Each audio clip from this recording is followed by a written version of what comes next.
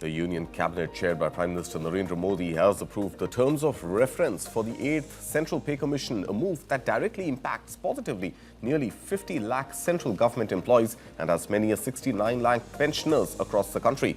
The Pay Commission, which serves as a key mechanism for revising salaries, allowances and pensions of government staff, will now begin its work as a temporary body, expected to submit its recommendations within 18 months of its formation.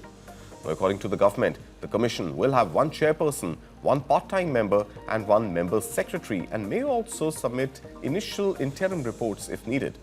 Now, when framing its recommendations, the 8th Pay Commission will take into account several critical factors. These include the overall economic conditions, the need for fiscal prudence and ensuring adequate resources for welfare and development expenditure. It will also consider the impact of non-contributory pension schemes and how its proposals could affect state government finances, as many states often adopt Central Pay Commission recommendations with some modifications. Now remember, these commissions are periodically set up to review and revise the pay structure, retirement benefits and service conditions of central government employees. Typically, such revisions happen once every 10 years. Now, following this pattern, the 8th Central Pay Commission's recommendations, once approved, are expected to take effect from the 1st of January 2026. Listen in to what Minister Ashwini Vaishnav said. आज साथियों, सबसे पहले बड़ा फैसला लिया गया 8th पे commission को आज माननीय प्रधानमंत्री जी ने अप्रूव किया। 8th पे कमीशन का कॉम्पोजिशन और उसमें क्या टर्म्स ऑफ रेफरेंस रहेंगे, कितना टाइम पीरियड रहेगा, वो सारा आज अप्रूवल हुआ और ये बहुत बड़ा महत्वपूर्ण फैसला है। आपको पता है कि अभी हाल ही में जनवरी में ही इन प्रिंसिपल अप्रूवल हुआ था कि किस तरह से 8th पे कमीशन का फॉर्मेशन किया जाए और इतने कम समय में 8th सेंट्रल पे कमीशन का गठन भी कर दिया गया। इसके लिए काफ़ी बड़ा कंसल्टेशन होता है।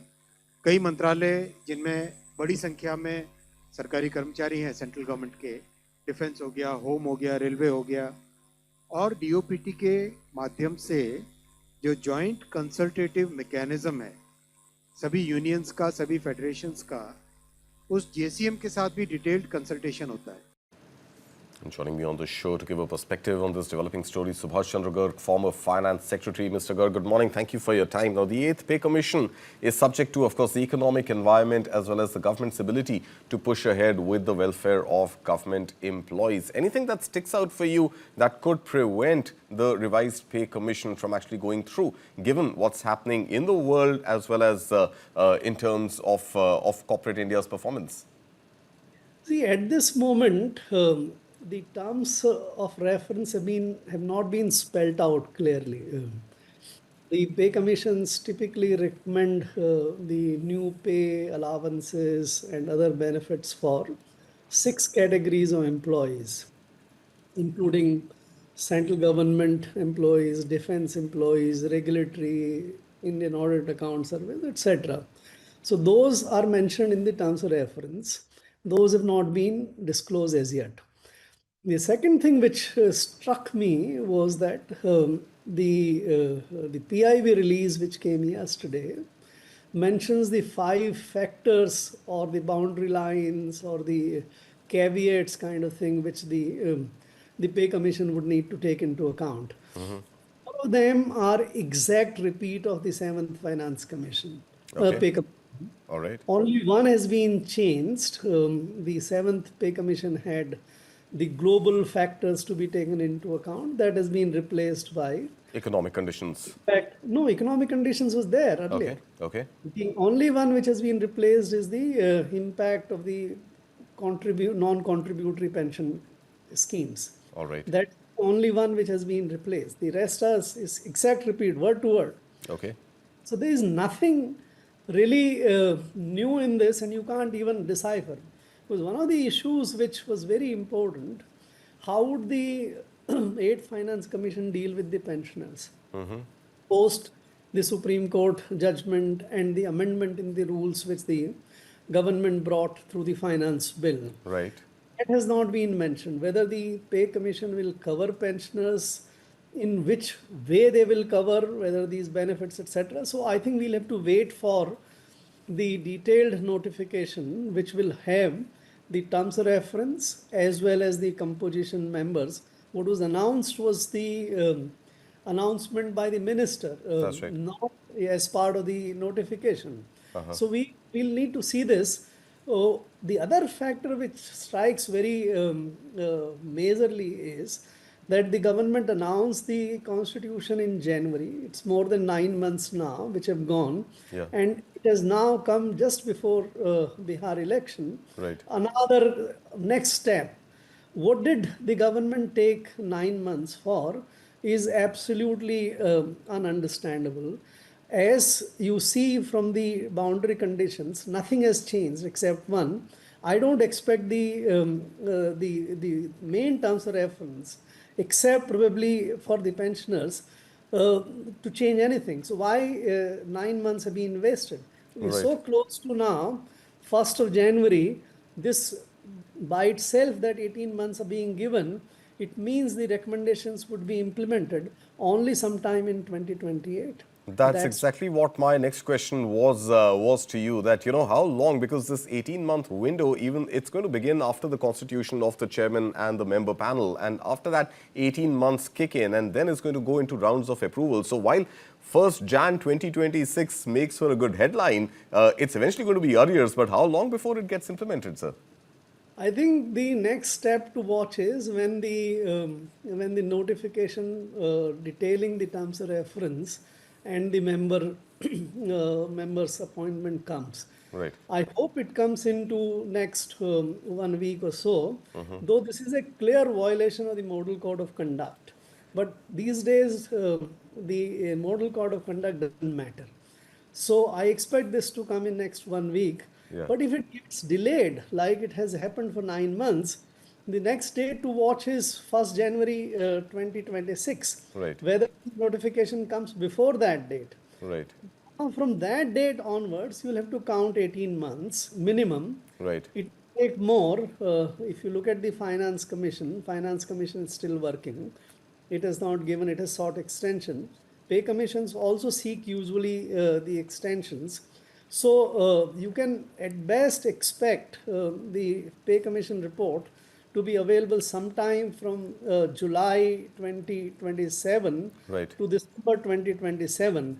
And therefore, somewhere in the middle of 2028, you would see the pay commission implemented. By the way, that would be closer to the next elections. Exactly. So if you associate these announcements with the election cycle, it might suit the purpose of the ruling party. All right, let's just keep politics out of it for a moment, Mr. Garg, because obviously that is the timing is crucial and also suspect. But if we were to keep politics aside, I think the question on top of every central government employee as well as the pensioners would be, how much more are they expected to get as part of their salary or as part of their pension? So going by past experiences, going by the inflation trends that you have witnessed over the last decade, what is going to be the total sort of in-hand increase that servicemen as well as pensioners could expect?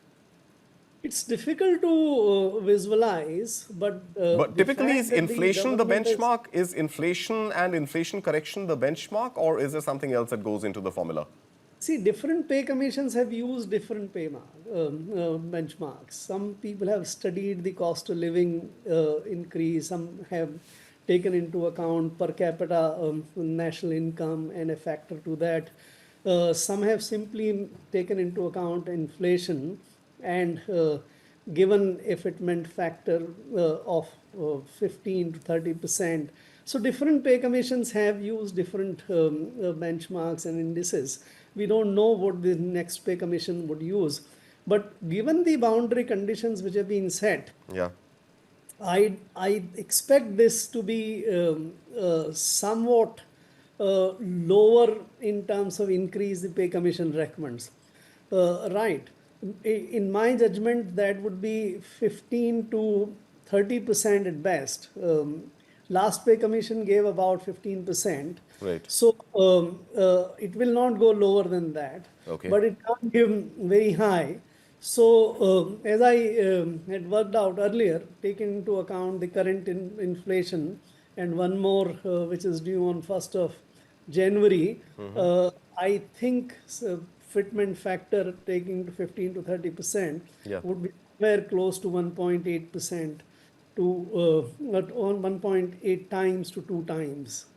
1.8 times to 2 times. I'm sure a big smile coming on the faces of a lot of central No, government you are employees already as at well as 1.6, by the way. So it's not already a at big. 1.6. All right. But sure, at least a 15%, and you're saying a maximum of about 30% is the increase that one could expect. Final question, there's also the question of fiscal prudence, and that becomes all the more pertinent at a time when the private sector is rampant with job cuts. There are AI disruptions which have become pretty much the order of the day, and employment numbers overall not shoring up the way the government as well as the youth of the country would have wanted it to.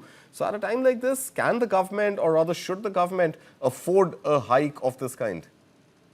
See, the hike is what the government servants have been able to get from time to time, because they constitute a very powerful constituents of the same. Our salaries in the government for class 3, class 2, if you take it, is way ahead of the private sector salaries. And on top of that, you still get it. Look at the pensionary benefits also, which are very, very generous in comparison to anywhere else. So I don't think the consideration of fiscal prudence enters into while the pay commission recommendations are processed in the government. You remember 1998 when the United Front government was there. They had improved upon massively the pay commission recommendations. So you don't know. You said politics apart, but I can see that the fiscal prudence will not be a factor into consideration of the government when it implements. Look at the GST giveaways. Look Yep. at the income tax giveaways. So I don't think this would be a factor. Fiscal prudence you can ignore for the time. All right, it's going to be politics that's going to rule and not fiscal prudence. Thank you so much, Mr. Garg, for your input on Thank that you. story. Pleasure having you here with us. Thank you.